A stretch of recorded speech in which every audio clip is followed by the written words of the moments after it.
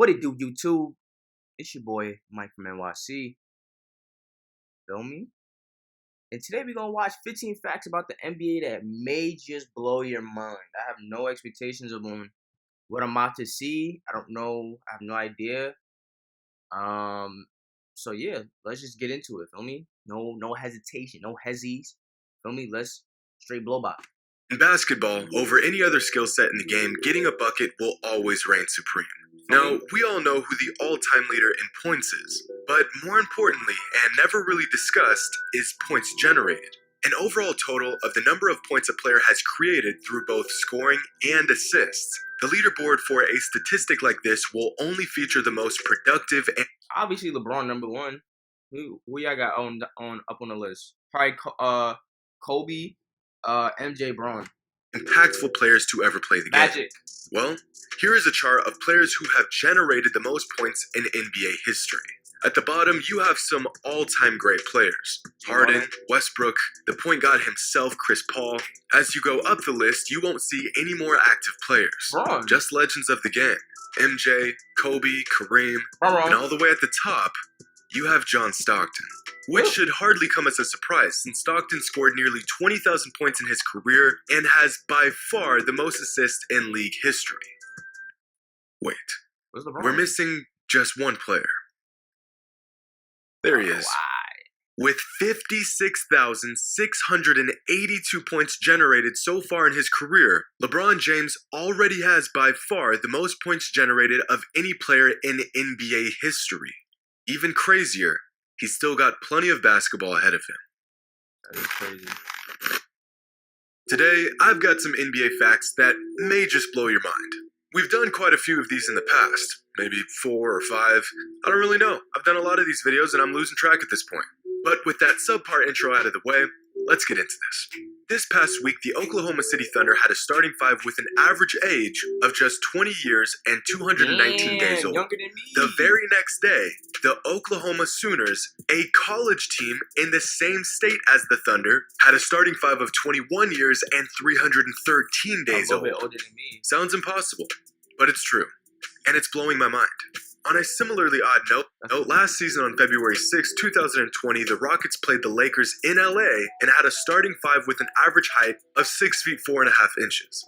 On that same exact night, at the same exact time, in the same city, the high school basketball team Mater Dei had a starting five with an average height of 6 foot 7 inches, 2.5 inches taller than the average height of the Rocket starters. What's even more strange is that the average height for a player on Mater Dei's entire roster was still taller than the average player on the Houston Rockets' entire roster.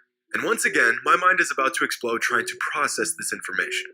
Russell Westbrook has redefined the triple-double, a stat line that was once a rarity but has now become a common occurrence. In fact, just this week, Russell Westbrook broke the all-time Washington Wizards franchise record for triple-doubles in just 38 games.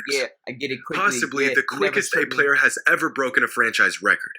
In these 38 games, Westbrook racked up 16 triple-doubles, which means in 38 games, Westbrook notched more triple-doubles than all of these players had in their entire career. Has your mind been blown yet? Let's move on. Sean Livingston, a former point guard in the NBA for those unfamiliar, played in 959 games and took 5,072 shots in his 14 seasons in the NBA, and only made 15 three-pointers in his entire career. As a point guard. 15.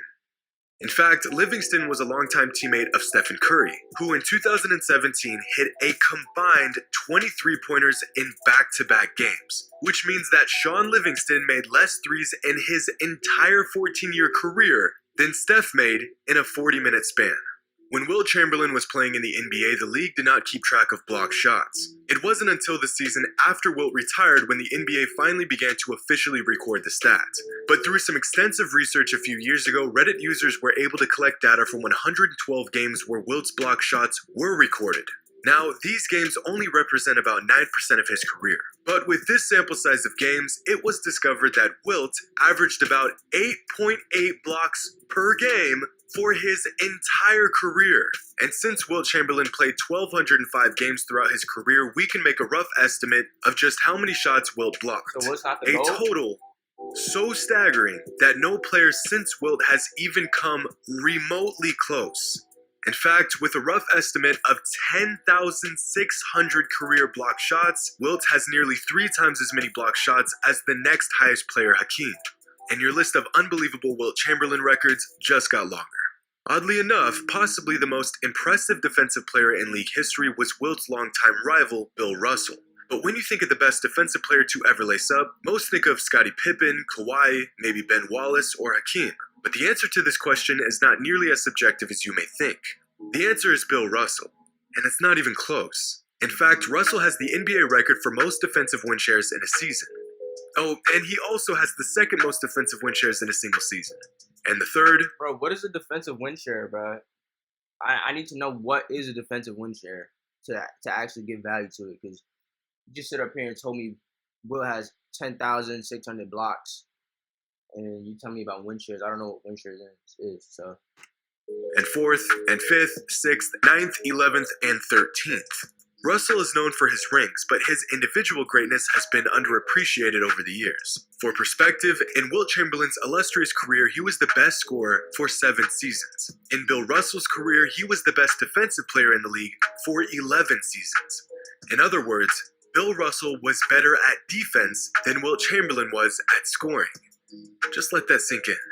Every NBA fan knows the long and successful history of both the Los Angeles Lakers and the Boston Celtics. These two organizations winning nearly half of all NBA championships since the NBA was created. But what most people don't know is that only 2 of the 17 top final scorers of all time did not play for the Lakers or Celtics. You may have heard of these 2 players. Michael Jordan, Jordan. Damn, I wanted to guess the other one. And Stephen Curry. At this point, most fans know Steve Kerr as the coach of the Golden State Warriors. Oh, Curry's 15th all time on. Oh, those are the finals most. Okay, these are the finals. I'm like, yo, wait a minute, what? Jordan and Stephen Curry. At this point, most fans know Steve Kerr as the coach of the Golden State Warriors. Other fans may know him as the sharpshooter from the Bulls' 3 championships in the 90s. But not many people know that Steve went to 5 finals and won all 5. 5 for 5 on the biggest stage. In those 5 finals appearances, Kerr only scored 96 points. That's a ring for every 19 points scored in the finals. For comparison, Michael Jordan won a ring for every 196 points he scored in the finals. Kobe won a ring for every 187 points he scored in the finals. And LeBron has won a ring for every 390 points he scored in the finals. Steve Kerr, GOAT status confirmed. Lately, the NBA has seen some all-time great games, and oftentimes these games occur on the same night, making for all-time historical days of NBA action. But quite possibly the most incredible regular season night in NBA history occurred on December 8th, 1961, when a 27-year-old Elgin Baylor put up an almost incomprehensible stat line against the Philadelphia Warriors. 63 points, 31 rebounds, and 7 assists. To this day, one of the greatest performances in NBA history. And the Lakers needed every ounce of production they got out of Baylor that night to narrowly edge out the Warriors, because Wilt Chamberlain dropped 78 and 43 on the same exact night. 78 points and 43 rebounds. Imagine. In a single game, these 2 legends combined for 141 points and 74 rebounds. And if there's anything I'm absolutely certain of, it's that there will never be another NBA game quite like this one. You should have just played now, one-on-one some at NBA that point. fans may know of a stat called MVP shares, which is basically a number that represents how many MVP votes a player received over his career in relation to winning the award each season. For example, if a player didn't receive any MVP votes in a season, he would get 0 MVP shares that season. If a player wins the award and receives 80% of the first place votes, he would get 0.8 MVP shares. Now, this stat is interesting because, as I just laid out, you don't even need a full MVP share to actually win the MVP. For example, Derrick Rose has 0.98 MVP shares, but has an MVP award in his trophy case. On the other end of the spectrum, you have guys who have piled up multiple top 5 MVP finishes but have never won the award. Like Chris Paul, who has 1.66 MVP shares but has no MVP to show for it. Shaq and Kobe both have more than 4 MVP shares for their entire career but have just 1 regular season MVP each. But what's really interesting is that Kareem Abdul-Jabbar has the most regular season MVPs in league history with 6, despite having far less MVP shares than both LeBron and Michael Jordan. Basically, every time Kareem could have won the award, he did. Whereas players like Michael, Kobe, LeBron, and Shaq possibly got robbed of at least one regular season MVP award. On another note, here's a graph of the top active NBA players when it comes to MVP shares. And here's LeBron. Oh, wait. Sorry. Here's LeBron. This nigga loves LeBron, bro. But who could blame him? Jerry West has scored 40 points or more in the finals 10 times, which doesn't sound like a lot at first, until you realize that's more 40-point finals performances than Kobe Bryant, Kevin Durant, Stephen Curry, Larry Bird, and Michael Jordan combined. But the logo's greatness doesn't end there. Jerry West also has the most 30-point games in finals history. Oh, and he also has the most 20-point games in finals history as well. Luka Doncic is already 11th all-time in triple-doubles in NBA history, despite playing just a little over 2 seasons worth of games in his career. In fact, throughout his career so far, Luka tallies up a triple-double 1 in every 5 games, a triple-double rate far exceeding any other player in NBA history. Coming into the NBA, Zion Williamson was the most hyped prospect since LeBron James. However, that hype has quickly died down in just his second season in the NBA, despite Zion's incredible play so far. Right. In fact, out of all active players, the quickest to reach 1,200 career points isn't LeBron, it isn't Kevin Durant or Damian Lillard or Luka Doncic. It's Zion Williamson. So far, Zion has been everything we expected, and yet somehow he went from overrated to underrated in just 2 seasons. Oh, and if anyone was wondering which player reached 1,200 points faster than anyone else in NBA history, surprise, it's Wilt Chamberlain.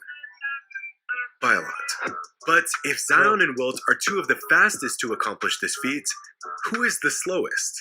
Well, from October of 1983 to February of 1991, over the course of 7.5 years, a player by the name of I was gonna say, let me guess, but Kite eventually reached a career point total of 1,205. This took him 473 games to accomplish.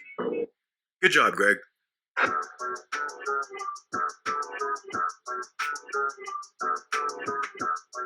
that was a good bit. Y'all think Zion is underrated, or y'all think he's just not getting attention no more? Like Luke, like I feel like there's some players that's just like now it's an expectation. Like when Zion first came in the league, it wasn't like a full expectation. It was kind of like a, yeah, okay, we'll see. Now it's like, yeah, like, you know what I'm saying? That's regular. Zion getting 25, like that's kind of regular. You know what I mean? But yeah, definitely like, comment, share, subscribe. And yeah, I see you when I see ya. Peace. Oh, let me wait. Hold on. Peace.